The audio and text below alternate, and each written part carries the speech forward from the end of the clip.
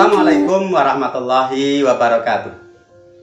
Alhamdulillah, nahmaduhu wa nasta'inuhu wa nastaghfiruhu wa na'udzu billahi min syururi anfusina wa min sayyiati a'malina.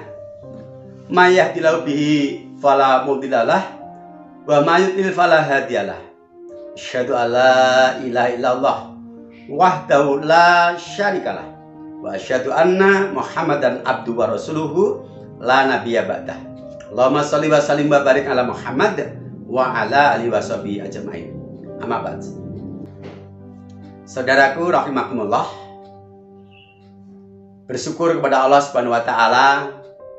Alhamdulillah, pada kesempatan kali ini kita bisa berjumpa kembali dalam edisi Mimbar Dakwah bersama sahabat Matematika Channel, yang pada episode kali ini insya Allah kita akan melanjutkan pembahasan materi yang sudah kita bahas pada 3 video sebelumnya terkait tahapan belajar Al-Quran untuk menjadi pedoman hidup atau petunjuk hidup menuju keselamatan fid dunya wal akhirah. Salam dan selawat semoga tercurah dan terlimpah kepada Rasulullah Muhammad SAW, keluarga, sahabat, dan juga para pengikutnya yang setia menjaga dan mengamalkan sunnah-sunnah beliau, yang mudah-mudahan kita menjadi bagian di dalamnya. Saudaraku rahimakumullah, di dalam tayangan 3 video sebelumnya tentang tahapan belajar Al-Quran sudah kita bahas 3 tahap yang harus kita lalui dalam belajar Al-Quran untuk menjadikan Al-Quran sebagai petunjuk hidup. Yang pertama adalah harus berangkat dengan iman dan hati yang bersih agar pengajaran Al-Quran, agar cahaya petunjuk Al-Quran itu bisa menembus dada kita, bisa menerangi hati kita. Tahapan yang kedua adalah membaca. Karena membaca adalah jendela ilmu, sedangkan Al-Quran itu sendiri isinya adalah ilmu. Baik ilmu tentang akidah, ilmu tentang ibadah, ilmu tentang muamalah, ilmu tentang akhlak, sejarah masa lampau, dan juga berita kehidupan yang akan datang.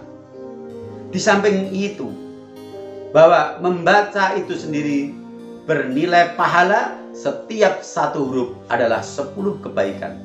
Sehingga semakin banyak ayat yang kita baca, insya Allah menjadi investasi pahala yang akan memperberat timbangan amal kita di yaumul mizan.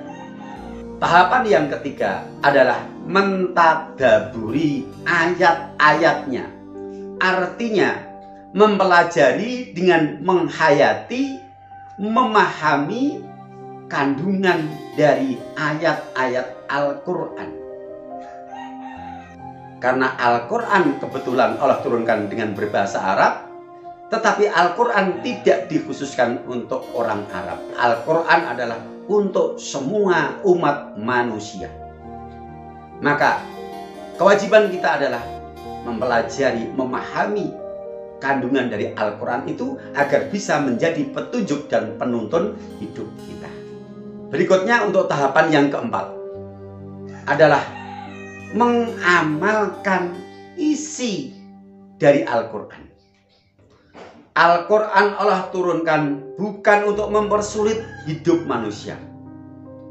Allah berfirman dalam surat Al-Hajj ayat 78. A'udzu billahi minasyaitonir rajim. Wa ma ja'ala 'alaikum fid dini min haraj. Dan tidaklah Allah menjadikan agama ini untuk kesulitan. Justru Allah turunkan Al-Quran itu adalah sebagai rahmat, sebagai kasih sayang Allah kepada manusia. Karena manusia dihadirkan ke dunia ini baru pertama kali dan dia harus melalui sebuah perjalanan panjang untuk tujuan akhir. Allah tidak menginginkan kita tersesat jalan. Kehadiran kita yang di dunia ini yang baru pertama kali, sedangkan kesempatannya hanya sekali. Sementara itu menentukan selamat dan tidaknya dari sebuah perjalanan panjang, maka Allah turunkan Al-Quran untuk membimbing dan menuntun manusia mengarungi, menelusuri liku-liku perjalanan agar selamat sampai ke tujuan. Allah berfirman di dalam surat Yunus ayat 57. A'udzubillahi minasyaitonirrajim. Ya ayyuhan nasu qad ja'atkum mau'izatum mir rabbikum wa syifaa'un lima fis suduri wa hudaw wa rahmatul lil mu'minin. Ya ayyuhan nas, wahai manusia, qad ja'atkum mau'izatum mir rabbikum. Sungguh telah datang dari sisi Tuhanmu pengajaran atau nasihat, yaitu Al-Quran adalah isinya pengajaran atau nasihat hidup. Wa syifa'u lima fis sudur, dan Al-Quran adalah obat dari segala macam penyakit yang ada di dalam dada. Apakah itu penyakit sombong? Apakah itu penyakit syirik? Apakah itu penyakit iri dan dengki, ria, dan berbagai macam penyakit hati yang lain? Itu akan bisa terobati dengan pengajaran nasihat Al-Quran. Wahudan, dan Al-Quran adalah petunjuk hidup untuk menuntun manusia, membimbing manusia agar perjalanan panjangnya selamat sampai ke tujuan.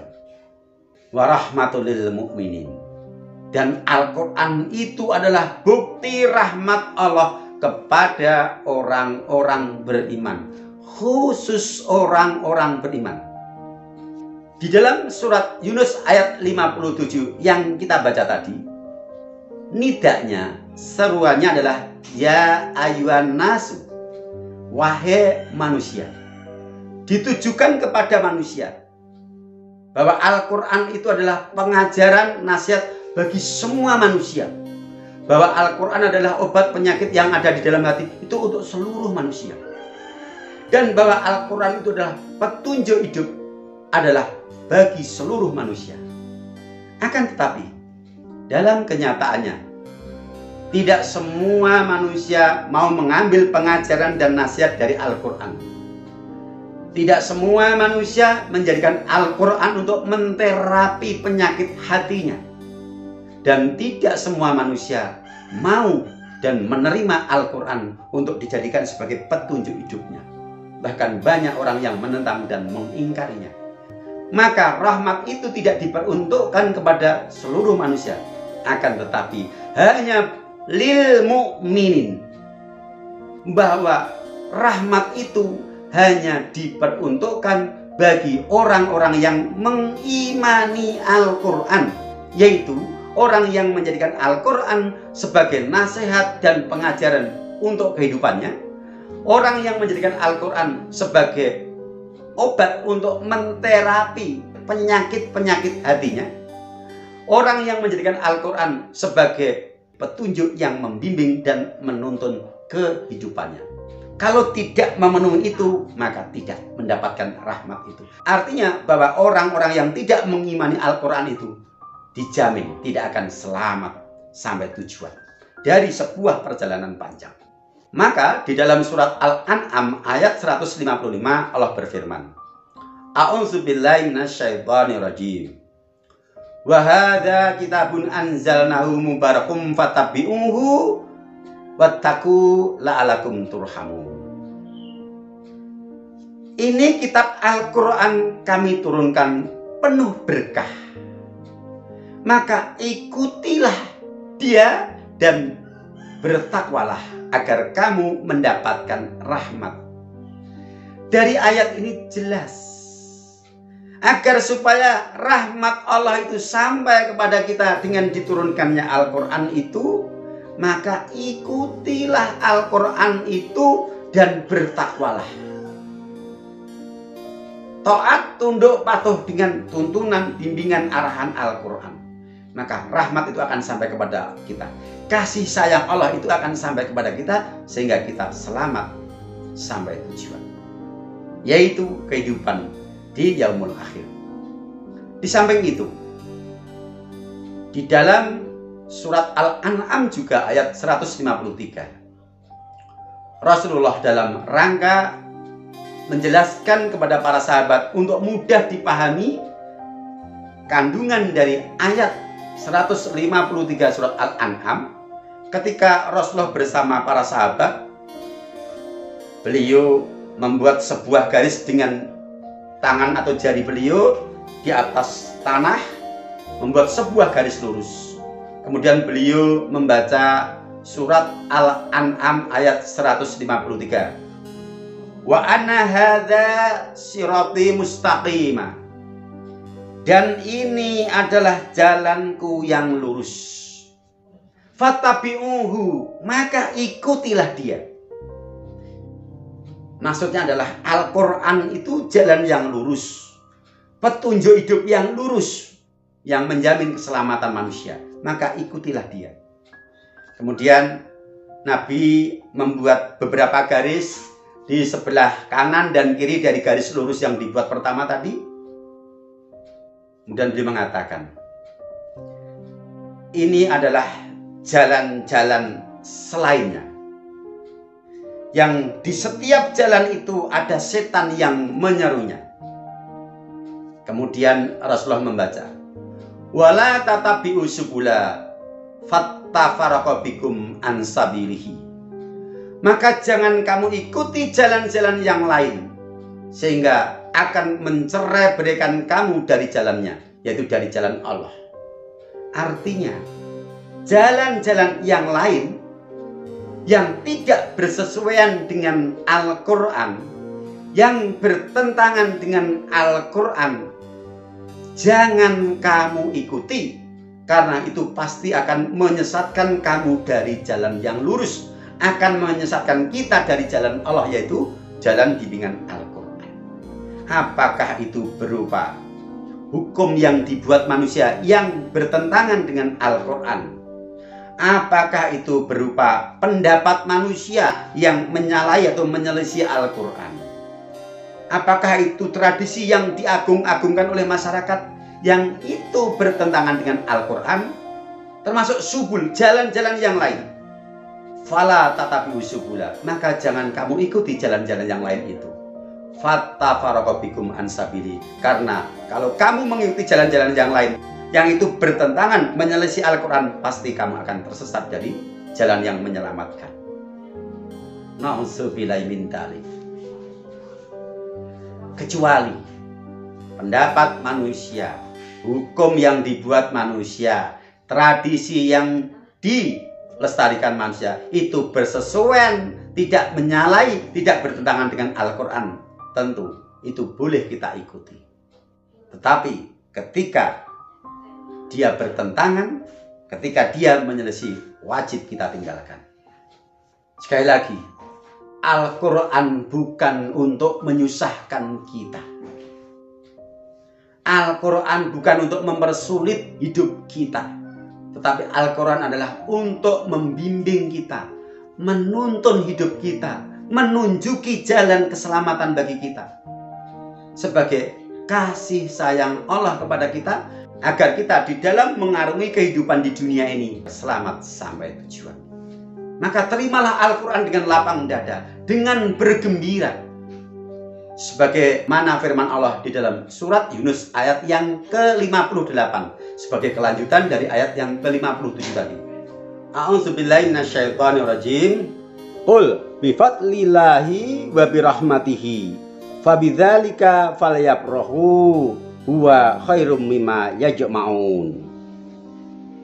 Qul, katakan hai Muhammad, bifadlillahi wa birahmatihi, dengan karunia Allah yang berupa Al-Quran itu, dan dia adalah sebagai rahmat kasih sayangnya, fabidzalika falyafrahu, maka hendaklah kamu bergembira, hendaklah kamu berlapang dada. Huwa khairum mimma yajma'un.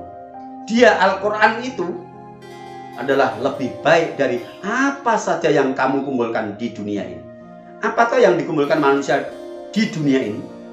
Pada umumnya, manusia di dunia ini adalah mengejar dan mengumpulkan harta sebanyak-banyaknya.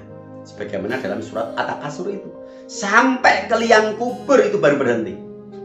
Walaupun semua itu kau miliki dengan segala kemegahannya, tetapi ketika hidupmu, hidup kita tidak dibimbing, tidak dituntun oleh Al-Quran, tidak ada artinya. Karena apa? Karena itu hanya akan berbuah kehinaan dan kesengsaraan, khalidina fiha, kekal selama-lamanya. Sementara mungkin yang kita dapatkan di dunia ini tidak seberapa.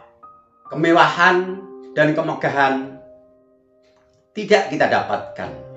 Akan tetapi hidup kita tertuntun, terbimbing dengan petunjuk Al-Quran, sehingga kita selamat mengarungi kehidupan di dunia ini sampai tujuan di akhirat nanti, sehingga endingnya adalah dimasukkan dalam surganya Allah, khalidina fiha.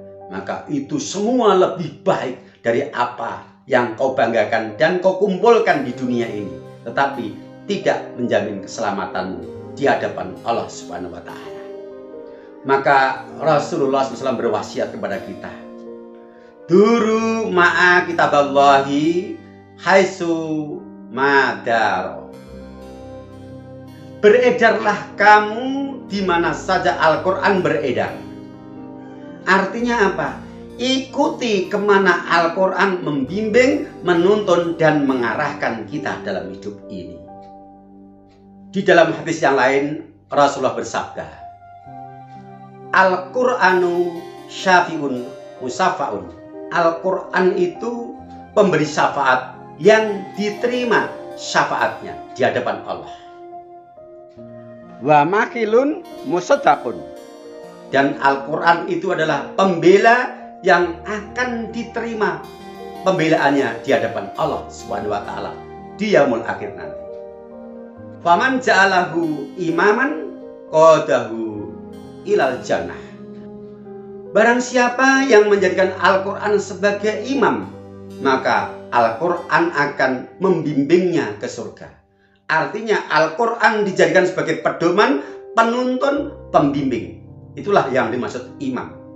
Akan tetapi sebaliknya, waman ja'alahu khalfahu saqahu ilanar.